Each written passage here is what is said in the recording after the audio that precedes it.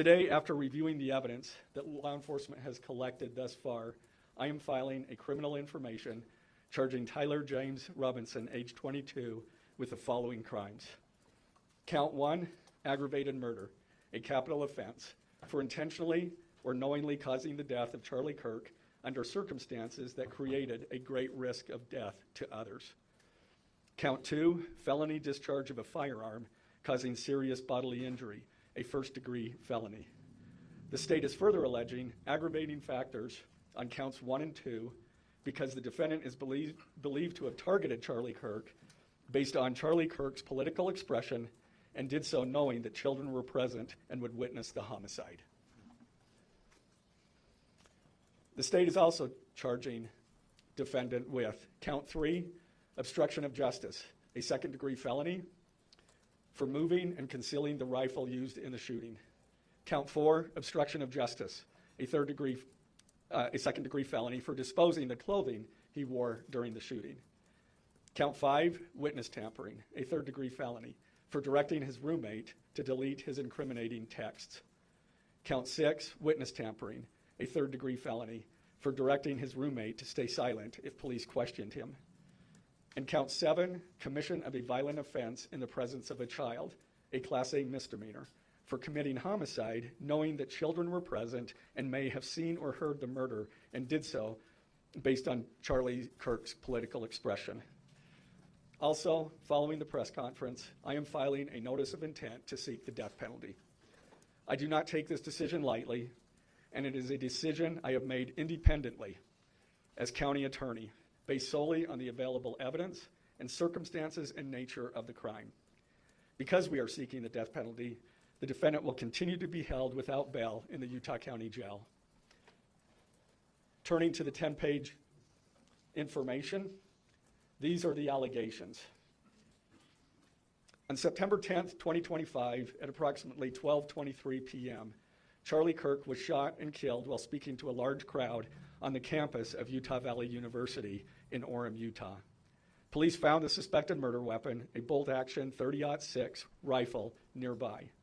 Over the next approximately 33 hours, police conducted a manhunt for the shooter until the evening of September 11th, 2025, when Tyler James Robinson surrendered to police at the Washington County Sheriff's Office. DNA consistent with Robinson was found on the rifle's trigger. After shooting Mr. Kirk, Robinson hid the gun, discarded the clothing he wore when he fired the rifle, and told his roommate to delete incriminating text messages and not talk to police. Children were present at the time of the shooting. The shooting. Turning Point USA, a nonprofit organization founded in 2012 by Charlie Kirk, organized a public outdoor event to be held at noon on September 10th, 2025 at UVU.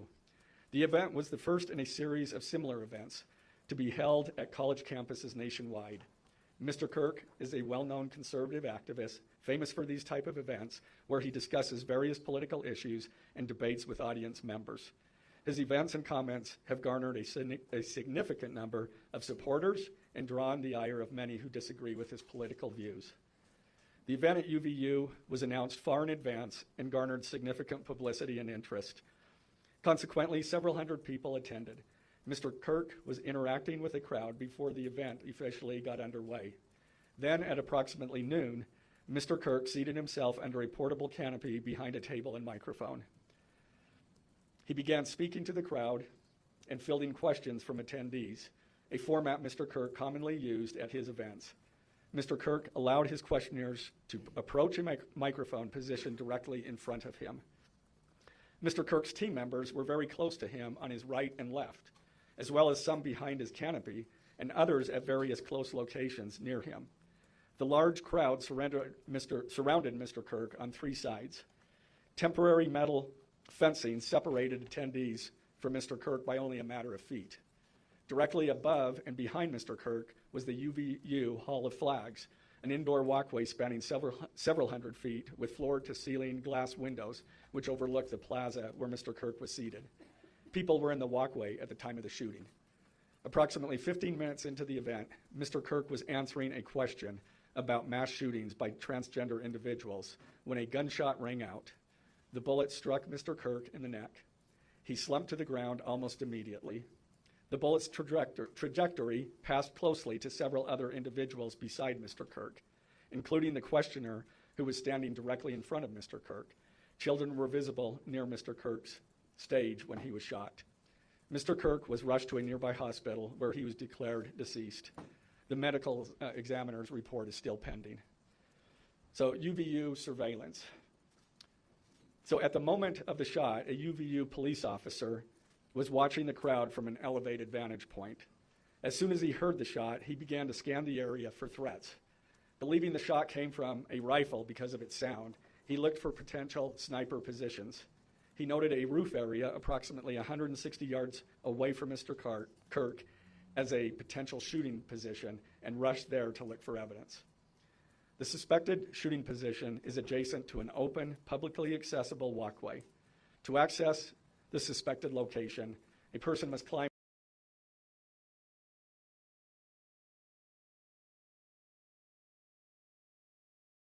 over a railing and then drop to the roof only slightly below. The having lain on the roof, impressions in the gravel potentially left by the elbows, knees, and feet of a person in a prone shooting position. Police reviewed surveillance from the camera covering the roof and discovered that it recorded an individual dressed in dark clothing cross the railing from the public walkway and drop onto the roof at approximately 12:15 p.m.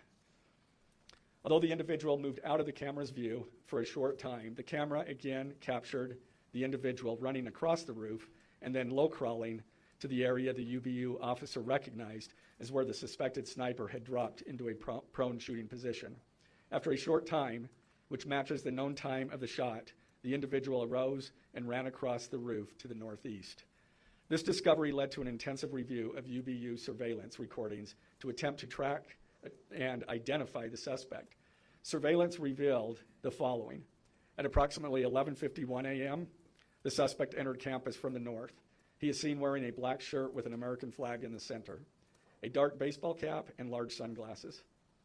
Throughout the surveillance, the suspect keeps his head down and rarely raises his head enough to get a clear image of his face. As he proceeds across the campus, he is seen walking with an unusual gait. The suspect walks with very little bending in his right leg, consistent with a rifle being hidden in his pants. This unusual gait continues until the suspect is seen crossing the railway off the open walkway and onto the roof, where he leaves the camera's view. A camera later captures the suspect as he runs across the roof to the suspected shooting position. Immediately after the shot was fired, a camera captures the suspect running across the roof carrying an item whose shape is consistent with a rifle. The suspect is then seen climbing down from the roof. He appears to drop the item he was carrying as he hits the ground in a controlled fall. He then picks up the item and runs toward the northeast end of campus. Expanded crime scene investigation. Law enforcement officers followed the suspect's escape path to the northeast end of campus, where they believe the suspect left campus and entered a wooded area. In that wooded area, investigators found a bolt-action rifle wrapped in a towel.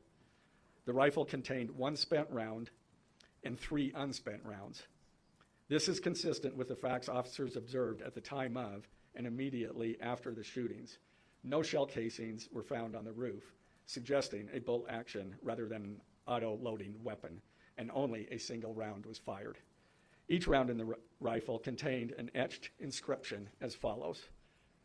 The fired cartridge was etched, "No Tice's bulge, OWO, what's this?" The second cartridge that was again not spent, the last 3 were not spent, were not fired. The second, "Hey fascist, catch," with arrow symbols. The third cartridge, "Oh Bella Chow, Bella Chow, Bella Chow, Chow Chow." The fourth cartridge, "If you read this, you are gay, LMAO." The rifle, ammunition rounds, and towel were sent for forensic processing. DNA consistent with defendant was found on the trigger, other parts of the rifle, the fired cartridge casing, 2 of the 3 unfired cartridges, and the towel. Law enforcement was unable to immediately locate the shooter, so they published photos of the shooter from the UVU surveillance cameras and asked for the public's help to identify him. Meanwhile, law enforcement continued to try to identify the shooter through other means. The Washington County investigation. On the evening of September 11th, 2025, as law enforcement continued their investigation, Tyler James Robinson went to the Washington County Sheriff's Office with his parents and a family friend to turn himself in. Robinson's mother stated that the following to police. On September 11th, 2025, the day after the shooting, Robinson's mother saw the photo of the shooter in the news and thought the shooter looked like her son. Robinson's mother called her son and asked him where he was. He said he was at home sick and that he had also been at home sick on September 10th. Robinson's mother expressed concern to her husband that the suspect shooter looked like Robinson. Robinson's father agreed. Robinson's mother explained that over the last year or so, Robinson had become more political and had started to lean more to the left, becoming more pro-gay and trans rights oriented. She stated that Robinson began to date his roommate, a biological male who was transitioning genders. This resulted in several discussions with family members, but especially between Robinson and his father, who have very different political views. In one conversation before the shooting, Robinson mentioned that Charlie Kirk would be holding an event at UVU, which Robinson said was a stupid venue for the event. Robinson accused Kirk of spreading hate. Robinson's father reported that when his wife showed him the surveillance image of the suspected shooter in the news, he agreed that it looked like their son. He also believed that the rifle that police suspected the shooter used matched a rifle that was given to his son as a gift. As a result, Robinson's father contacted his son and asked him to send a photo of the rifle. Robinson did not respond. However, Robinson's father spoke on the phone with Robinson. Robinson implied that he planned to take his own life. Robinson's parents were able to convince him to meet at their home. As they discussed the situation, Robinson implied that he was the shooter and stated that he couldn't go to jail and just wanted to end it. When asked why he did it, Robinson explained there is too much evil and the guy, referring to Charlie Kirk, spreads too much hate. They talked about Robinson turning himself in and convinced Robinson to speak with a family friend who is a retired deputy sheriff. At Robinson's father's request, the family friend met with Robinson and his parents and convinced Robinson to turn himself in. The family friend spoke to police and reported telling Robinson that it would be best if he brought all evidence with him to the sheriff's office to avoid police having to search his parents' home. The friend also asked Robinson if he had any clothes that were related to what he did. Robinson replied that he had disposed of the clothes in different areas. The roommate. Police interviewed Robinson's roommate, a biological male who was involved in a romantic relationship with Robinson. The roommate told police that the roommate received messages from Robinson about the shooting, and he did provide those messages to police. On September 10th, 2025, the roommate received a text message from Robinson which said, "Drop what you're doing, look under my keyboard." The roommate looked under the keyboard and found a note that stated, quote, "I had the opportunity to take out Charlie Kirk, and I'm going to take it." Police found a photograph of this note. The following text exchange then took place. After reading the note, the roommate responded, "What? You're joking, right?" Robinson, "I am still okay, my love, but I'm stuck in Orem for a little while longer yet. Shouldn't be long until I can come home, but I gotta grab my rifle still. To be honest, I had hoped to keep this secret till I died of old age. I am sorry to involve you." Roommate, "You weren't the one who did it, right?" Robinson, I am. I'm sorry." Roommate, "I thought they caught the person." Robinson, "No, they grabbed some crazy old dude, then interrogated someone in similar clothing. I had planned to grab my rifle from my drop point shortly after, but most of that side of town got locked down. It's quiet, almost enough to get out, but there's one vehicle lingering." Roommate, "Why?" Robinson, "Why did I do it?" Roommate, "Yeah." Robinson, "I had enough of his hatred. Some hate can't be negotiated out. If I am able to grab my rifle unseen, I will have left no evidence. Going to attempt to retrieve it again. Hopefully they have moved on. I haven't seen anything about them finding it." Roommate, "How long have you been planning this?" Robinson, "A bit over a week, I believe. I can get close to it, but there is a squad car parked right by it. I think they already swept that spot, but I don't want to chance it." Robinson again, "I'm wishing I had circled back and grabbed it as soon as I got to my vehicle. I'm worried what my old man would do if I didn't bring back Grandpa's rifle. IDEK if it's had a serial number, but it wouldn't trace to me. I worry about prints. I had to leave it in a bush where I changed outfits. Didn't have the ability or time to bring it with. I might have to abandon it and hope they don't find prints. How the F will I explain losing it to my old man? Only thing I left was the rifle wrapped in a towel. Remember how I was engraving bullets? The F in messages are mostly a big meme. If I see notice bulge UWU on Fox News, I might have a stroke all right. I'm going to have to leave it. That really effing sucks. Judging from today, I'd say Grandpa's gun does just fine, IDK. I think that was a $2K scope. Wink, wink. Robinson again, delete this exchange. Again, Robinson, my dad wants photos of the rifle. He says Grandpa wants to know who has what. The feds released a photo of the rifle, and it is very unique. He's calling me, RN, not answering. Robinson, since Trump got into office, my dad has been pretty diehard MAGA. Robinson, I'm going to turn myself in willingly. One of my neighbors here is a deputy for the sheriff. Again, you are all I worry about, love. That came from Robinson. Roommate, I'm much more worried about you.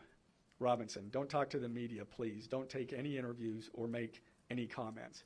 If any police ask you questions, ask for a lawyer and stay silent. The search for Robinson's residence. Police executed a search warrant on Robinson's residence. During that search, police discovered a shell casing with etchings like the etchings found on the shells in the rifle near UVU. Police also found several target boards with bullet holes in Robinson's home.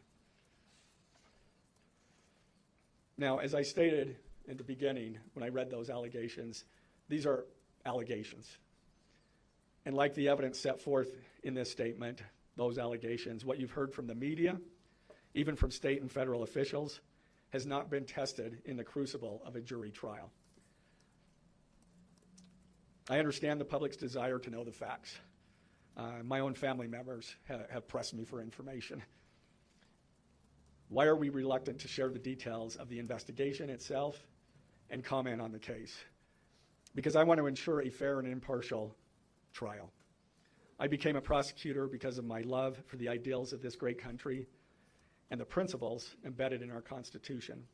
The free exchange of ideas and opinions is critical to this great American experiment, but so too are the protections afforded to the accused found in the Fifth and Sixth Amendments. The right against self-incrimination, the right to a speedy and public trial, the right to the effective assistance of counsel, the right to confront one's accusers, and the right to compel the attendance of witnesses. And perhaps most importantly, under our Constitution, the accused is presumed innocent until we, the state, prove to an impartial jury of defendant's peers his guilt beyond a reasonable doubt.